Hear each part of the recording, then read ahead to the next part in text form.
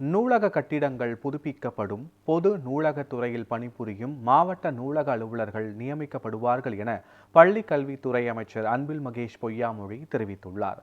இது தொடர்பாக அவருடன் எமது செய்தியாளர் அன்பழகன் நடத்திய சிறப்பு கலந்துரையாடலை பார்க்கலாம். கல்வித்துறையின் சார்பாக பல்வேறு நடவடிக்கைகள் எடுக்கப்பட்டு வருகிறது. குறிப்பாக நூலகத்துறையிலும் பல்வேறு இடங்களில் புதிதாக கட்டடங்கள் கட்டப்பட்டு வருகிறது. இது குறித்து பள்ளி கல்வித்துறை அமைச்சர் நம்மிடம் இருக்க அவரோட கேட்போம்.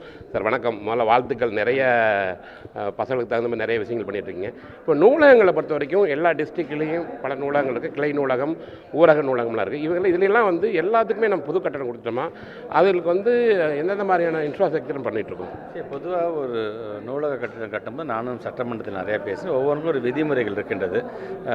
ஒவ்வொரு ஏரியாவுக்கு தகுந்தாப்பில் எவ்வளோ இருக்க வேண்டும் என்று இருக்கின்றது. பொதுவாக ஒரு நூலகம்னு வரும்பொழுது அந்த அரசாங்கத்தின் ஆணைக்குழுக்கு பேரில் அந்த இடத்த அவங்க பதிவு பண்ணி தரதுலேருந்து அதன் பிறகு எத்தனை புரவலர்கள் இருக்கிறார்கள், எவ்வளோ மெம்பர்ஸ் இருக்கார்கள், இது சார்ந்து தான் ஒரு நூலகம் ஒவ்வொரு தரமாக அதை உயர்த்திக்கு நம்ம கொண்டு போவோம். ஸோ இப்போ நம்ம பொறுத்த வரைக்கும் ஒரு ஆட்சி மாற்றம் ஏற்பட்டதுலேருந்து இப்போ ஒரு நூலகத்துறைக்கான ஒரு பொற்காலம் என்றே நம்ம சொல்லலாம். உங்களுக்கே தெரியும், முத்தமிழர் கலைஞருடைய பெயரில் ஒரு நூற்றாண்டு நூலகம் கொண்டு வந்ததுலேருந்து தந்தை பெரியாருடைய பெயரில், பெருந்தலைவர் காமராஜர் பெயரில், அடுத்தது அஞ்சலை அம்மாளுடைய பெயரில், காகித இல்லத்துடைய பெயரில், பாரதிதாசனுடைய பெயரில், இப்படி எல்லா இடத்துலையும் பார்த்தீங்கன்னா நூலகத்துக்கு அதிகப்படியாக நாங்கள் முக்கியத்துவம் கொடுத்துருவோம். ஸோ எங்கெங்கெல்லாம் கட்டிடங்கள் எங்களுக்கு தேவைப்படுகின்றதோ, சப்போஸ் எங்கேயாச்சும் ஒரு இடத்துல நமக்கு வாடகை கட்டிடம் இருந்து சொன்னால், அங்கே இடம் இருந்து சொன்னால் உடனே அதற்கு நம்ம நிதி ஒதுக்கீடு செய்யப்பட்டு அதற்கான பணிகளை நம்ம செஞ்சுக்கிட்டே தான் நம்ம இருக்கிறோம். அதனால ஸோ நூலகத்துக்கென்று அதிகப்படியாக ஒரு முக்கியத்துவம் தரக்கூடிய ஒரு அரசாங்கமாக தான் இந்த அரசாங்கம் இருக்குது என்பதை நான் தெரிவிக்கிறேன். ஏன்னா பல இடங்களில் இன்னும் நூலக கட்டிடங்கள் சரியான முறையில் இல்லாமல் இருக்கும், ஏன்னா பாதுகாப்பு இல்லாமல் இருக்கும். அதை சரி செஞ்சு பண்ணுறது கொஞ்சம் பண்ணலாம். இப்போ ஒரு 234 தொகுதிக்கு நான் போயிருக்கேன் அப்படின்னா, 234 தொகுதி மோர் தென் 25 தொகுதிகளில் நான் பார்த்தது நூலகம் தான்.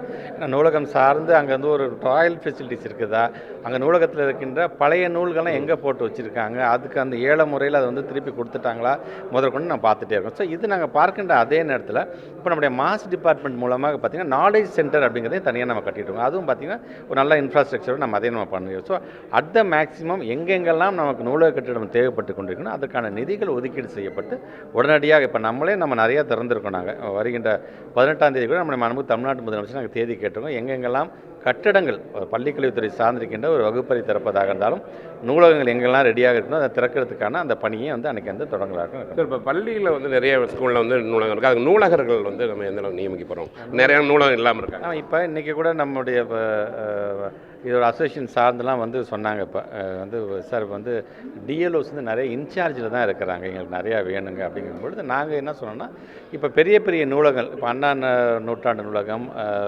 கலைஞர் நூற்றாண்டு நூலகம், இதெல்லாம் பார்த்திங்கன்னா தனித்தனி யூனிட்டாக இருக்குது. இதெல்லாம் ஒன்று சேர்ந்து ஒரு ஃபைல் உருவாக்கி அதன் மூலமாக பண்ணலாங்க போது இப்போ அவங்க சில கோரிக்கை, நியாயமான கோரிக்கையாக சொன்னாங்க. ஸோ நாங்கள் ஒரு 30-35 வருஷமாக நாங்கள் நூலகத்துறை நாங்கள் பணியாற்றிட்டு இருக்கிறோம். ஸோ எங்களுக்கான இப்போ டிஎல்ஓஸ் நியமிச்சிருங்க, ப்ரொமோஷன் நியமிச்சுட்டு இதை தனி ரூலாக நீங்கள் வச்சுக்கோங்க சார் அப்படின்னு கேட்டாங்க. இன்றைக்கே நம்ம பிரின்சிபல் செக்ரட்டரி சொல்லி 2 ஃபைலாக போட்டு இப்போ 30-35 வருஷமாக நாங்கள் ப்ரொமோட் பண்ணி அந்தந்த இடத்துல டிஎல்ஓ போட்டுங்க. இன்சார்ஜாக வச்சுக்கிட்டு அவங்களெல்லாம் பார்க்குறது ரொம்ப கஷ்டங்க. அது ஏன்னா எங்களுக்கு தெரியும் அதோட ப்ராக்டிக்கல் டிஃபிகல்ட்டி சொல்லியிருக்கோம். இப்போ அது டிஎல்ஓஸ் நாங்கள் நியமித்ததுக்கு பிறகு அதன் பிறகு இதற்கான தனிப்பட்ட ஒரு யூனிட்டாக இதை உருவாக்கி இதை தனியாக நான் கொண்டு போகிறேன். தேங்க்யூ. நூலகங்களும் சரி, நூலகம் உடனடியாக அந்த புதிய கட்டிடம் கட்டுறதுக்கு நூலகத்துக்கு நடவடிக்கை எடுக்க வேண்டும். அதே போல் பள்ளியில் இருக்கக்கூடிய நூலகங்களும் உடனடியாகவே நியமிக்கப்படுவார்கள் கூறுகிறார். ஒளிப்பதிவு கலையுடன் அன்பழகன்.